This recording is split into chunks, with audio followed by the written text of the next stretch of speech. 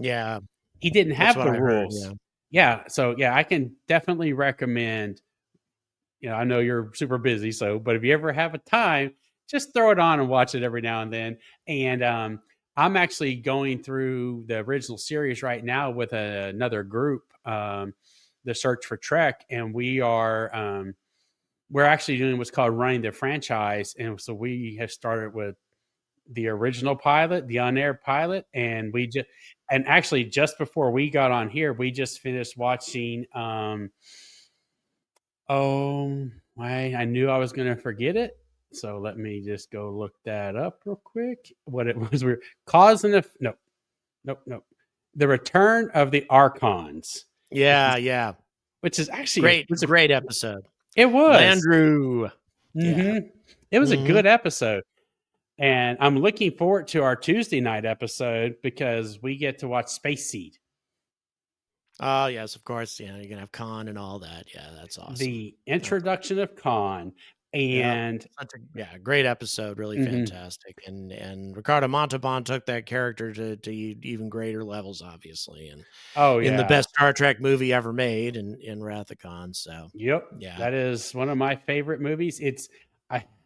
I always toss it up between the Wrath of Khan, the Star Trek 4, the Voyage Home, the one with the whales, and then the Undiscovered Country.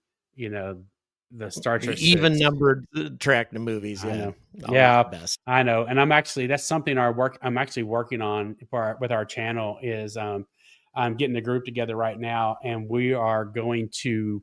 Our plan is to watch the first 10 movies of the non-JJ versions, the non-2009, and see if we can answer the age-old question of the even movies are better than the odds.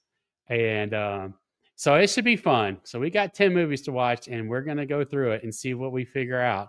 I'm still leaning towards the evens are better, but hey, that's just my opinion. I may get outvoted by the others. Well, that's cool. The original series has been hard for me to watch. I'll be honest, just because TNG was what I first watched, and Star Wars and all that. So the special effects. A single episode of The Next Generation probably cost more money to make than an entire season of the original series. Correct. You are 100% correct. And so what I finally had to do was just look past the effects and some of the acting and just go to the story. And once you do that, okay, they're good. It's a good series, and I have been enjoying it, with the exception of a couple of episodes. Nobody can measure up to Patrick Stewart in terms of acting chops, but at the same time, I do believe also that there is more consistent acting talent in the original series than there was in TNG. I think that there was some very weak performances. Geordi or LaForge or whatever, I keep forgetting he had some really bad moments. And so did and really, so did Jonathan Frakes. It took him a while to get out of his soap opera history and actually, become a better actor in front of the camera. He's a better director than he is an actor. This is all my opinion, of course, but I think that the acting was better in TOS usually. I mean, Shatner, of course, and his overacting crap was always annoying, but still, and obviously Patrick Stewart was way better than anybody on the original show. But that's just him, I mean, you got Data and Worf; they were really good too, obviously. But that was kind of it. Those three characters were the glue that held that show together. Well, and we always talk about I'm a member of the Seventh Rule, and we just watched an episode yesterday, and it was the Silicon Avatar, and we always laugh and joke about Riker because, well, how do I put this nicely? I don't think there is any way. He was a man whore. Mm-hmm. Yeah. And I mean, we just joke about that. Oh, Riker, him trying to hook up with this person or hook up with that person. It's just so funny. And then you're right, poor Jordy. He could not get a date to save his soul. No, no. I mean, we He was cringeworthy all the time. He yes, really he was. was. Yes, he was. Now, I was going to say there was so far, but we're also on the seventh row. We're also doing, we're doing all of the TNG, and we're also doing the original series. Which is what's cool about when we get to do a original series review is Walter Koenig joins us for those. So Oh, I've actually wow. got to interact with Chekhov, and it's pretty That's fun. fantastic. Yeah, it's actually pretty damn fun. I'm not gonna lie. Yeah. But one of the episodes we watched recently was called Friday's Child. And that one, the one negative I would have with, and again, you have to put it into context with the original series, is some of those episodes have not aged well at all.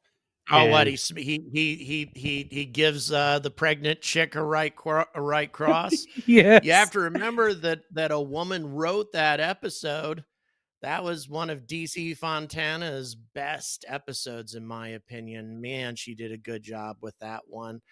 Um, yeah, she was always my favorite writer, in the original series, but yeah, you gotta think about that. As a woman who wrote that entire thing, so oh my god. Yeah, there was a lot of controversy in that with writing that script too, with what they wanted yeah, we one of the guys in our on our group, he has some insight and he will, he'll find the notes and whatnot, and they make comment about how there was a lot of issues with the writing that script just because they wanted it one way, she wanted it this, and so on and so on. So yeah, but it's just again, it's just like sitting here in 2025 watching that. I'm like, a doctor just slapped his patient. Okay, you know, yep. Culturally, that was the only thing she was going to respect. It was a horribly sexist society that she came from, and she couldn't respect a guy who didn't treat her that way. actually, as we were discussing, it actually made sense because that was the way their culture worked. You had to do that, and so it made sense. I mean, they're about to kill a pregnant woman after her husband is killed and she's carrying his heir, and so, in order to avoid the possibility of a civil war, she had to die. So this guy's about to friggin' kill, a pregnant woman, and what Kirk was should be doing because of Prime Directive and all that other stuff, negotiate. He shouldn't have done anything. He should have just let her get killed, and he didn't, and so doing the noble thing was what caused all the trouble.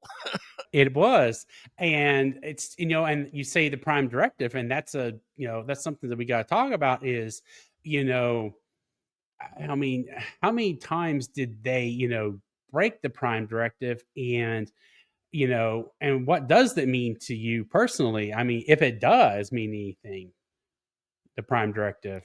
Yeah, in that episode, the idea is that the Klingons were already there. The Klingons were already interfering in the culture, so there was no way to keep them protected or insulated. It's all you could do is just, okay, we're going to do our best to see to it that these people are on our side, the Federation side. But once the Klingons are there screwing with their culture already, there's not much you could do.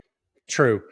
True, and that's and also we have to think about at that point in time in the series. I don't even think technically the Prime Directive had really been mentioned a whole lot as we know it today.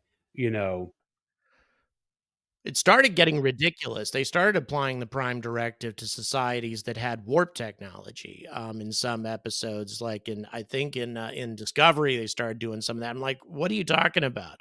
Prime Directive is only for civilizations that don't already know of the existence of the Federation and the Klingons. If they're still innocent and still insulated from all that, then the Prime Directive applies. But otherwise, all bets are off. Well, and that's when that was a question I asked on that episode and some others, honestly, is, I so yes, the Klingons were there, but I don't even know if that civilization had warp drive, which is supposed to be one of the number one rules of you do not interfere with a civilization has not made warp. Yeah. And The what problem is in they didn't have that control because they're right on the border, right, with the Mhm. Klingon border. And the Klingons obviously don't give a damn about the Prime Nope. Directive, so the interference is already there, so at that So, point, all bets are off, yeah, near as you're I can right. tell anyway. No.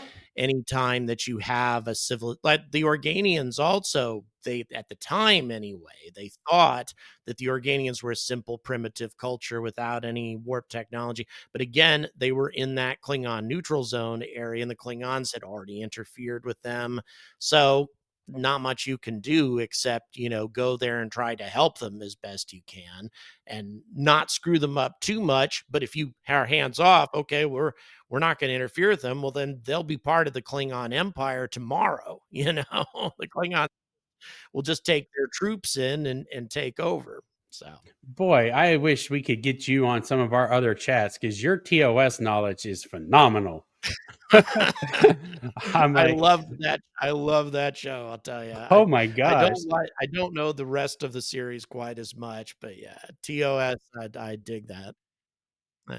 Because yeah, believe it or not, Kirk always had when the Prime Directive was an issue, Kirk always had a reason to break it too, a legitimate reason, even though it was his interpretation. So I'm sure, and Spock would always argue with him about it.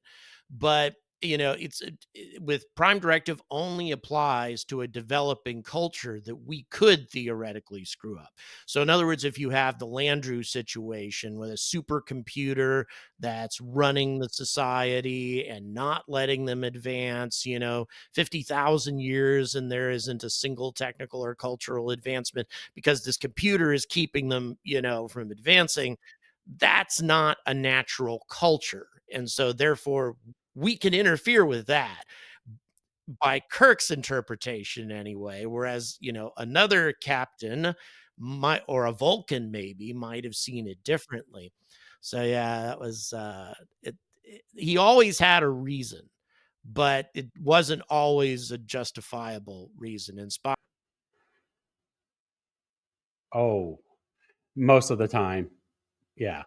And I always like that when and it's interesting to watch, like, literally today, the one we just watched before we got on here is when Leonard Nimoy would smirk as Spock, and you're like, "Now, come on now, Spock, you're not supposed to be smirking," but I guess that's the human side of him coming out, and, it's just so funny when you see him smirk, get a little smile, you name it, you're like, okay, now Spock. But yeah, and that's something that a lot of people get grumpy about with like on. I know you haven't really seen Enterprise, but still was that the Vulcans held us back on that yeah, series.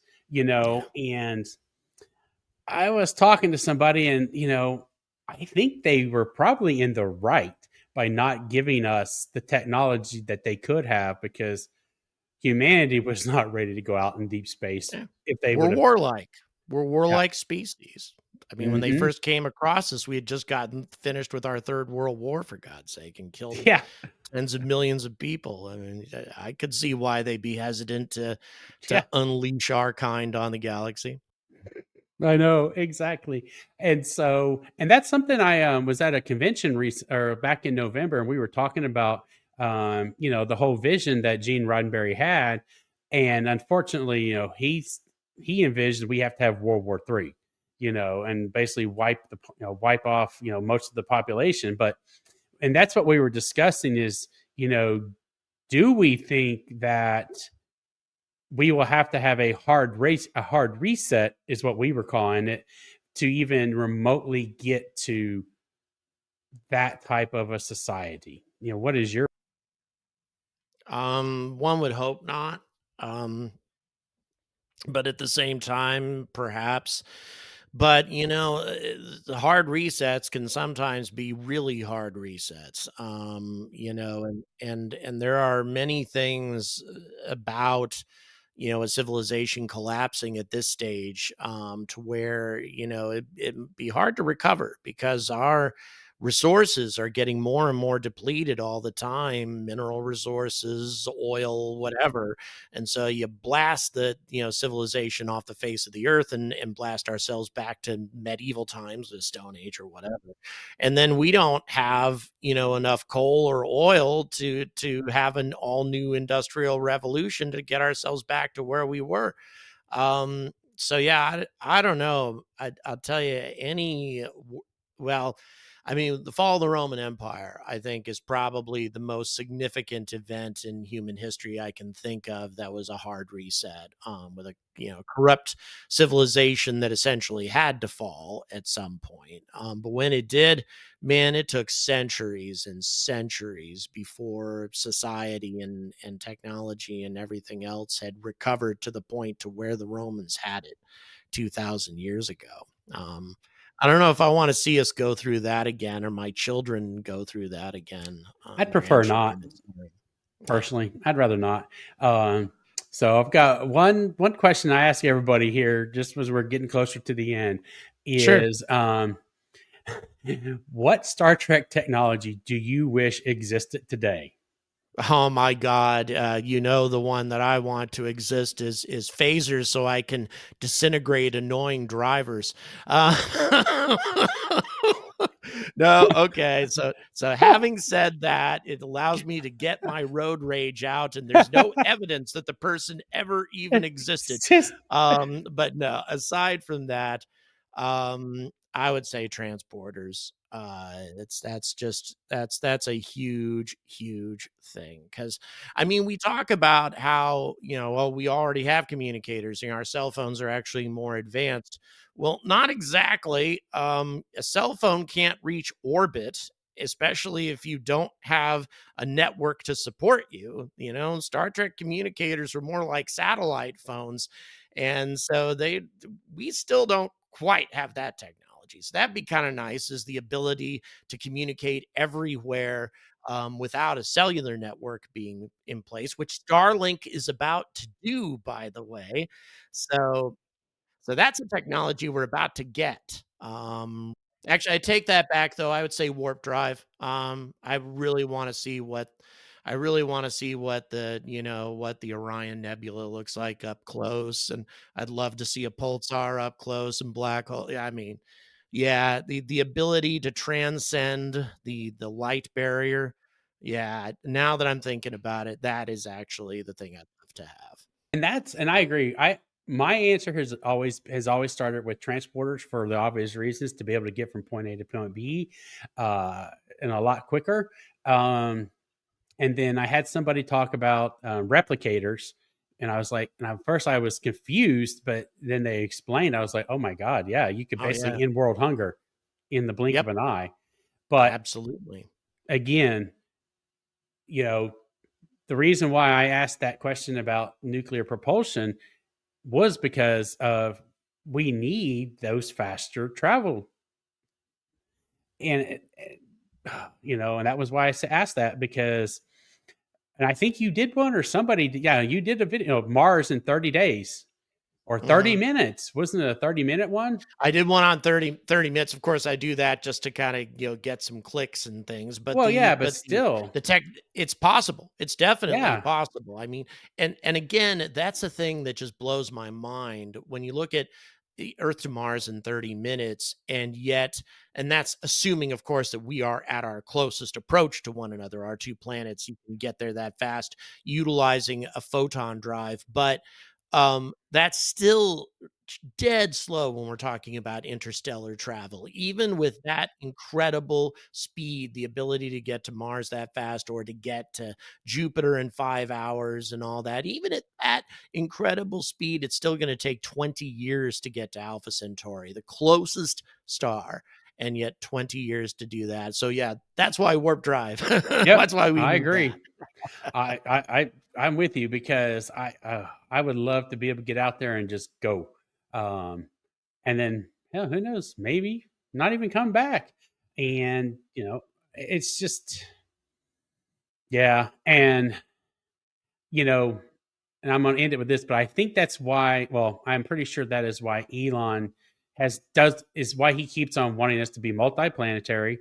That's his goal because he knows we're stupid. We're going to do something to screw this planet up at some point in time, more than we already have. And, and that's, I always laugh. I don't think I've always joked with people, SpaceX, that's probably going to be our precursor to start. Yeah, yeah, that's true. However, I think Elon needs to think long and hard about his politics if he wants SpaceX to be the Federation, because he's gone way off kilter on that one. And I don't honestly, if Elon really wants SpaceX to be the Federation, he needs to look at all different parts of the political spectrum and treat them all with respect, and dream of a future to where all of them get along. Maybe they debate on how to do things, but still we get along and share a common vision. That's, in my opinion, the political viewpoint that he should be encouraging. Let's take everybody's point of view and respect it, but at the same time, let's try to move towards that common objective for the good of all mankind. Um, and he's been letting me down there lately, but I hopefully at some point he'll remember the things that used to make him so excited about space. And remember Star Trek and the lessons that it teaches. Exactly. And that's why if we want to have the Federation, that's what we got to do. There's no other way around it. Yep. Well, Angry, I appreciate you coming on today and giving me your Thank you. time. And I will see you here probably in a couple of days on another live stream. Looking forward to it. Take care of Thanks. yourself. You too. Bye. Bye bye.